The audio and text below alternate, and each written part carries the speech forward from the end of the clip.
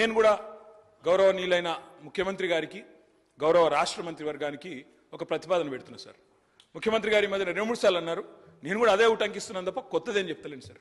ఇలా మా మంత్రుల కమిట్మెంటు, మా ప్రభుత్వం యొక్క కమిట్మెంట్ చూస్తే చాలా చాలా ఆనందంగా ఉంది సార్, చాలా గొప్పగా అనిపిస్తున్నది.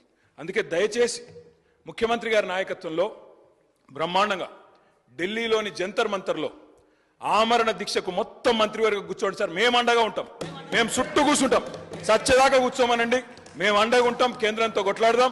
మొత్తం మంత్రివర్గం మంచిగా జంతర్ మంతర్లో కూర్చోండి, ఎమ్మెల్యేలు అందరం వస్తాం, ఎంపీలు అందరం వస్తాం, అందరం పోయి కూర్చుందాం, అంతూ చూసుకుందాం సార్. ఎందుకంటే ముఖ్యమంత్రి గారి ఈ మధ్యన ఒక్కసారి కాదు, రుణమాఫీ అంటే హరీష్ రావు దీక్ష చేయాలంటాడు, ఉద్యోగుల సమస్యలు నిరుద్యోగుల సమస్యలు అంటే నన్ను ఆమరణ దీక్ష చేయమంటాడు. అందుకే నేను అడుగుతా ఉన్నా సార్, మొత్తం కేబినెట్ కూర్చోండి, మేము అండగా నిలబడతాం, 1000 మంది వస్తాం, మీరు నిధులు తెచ్చుడో కేబినెట్ కు అంటే ఏం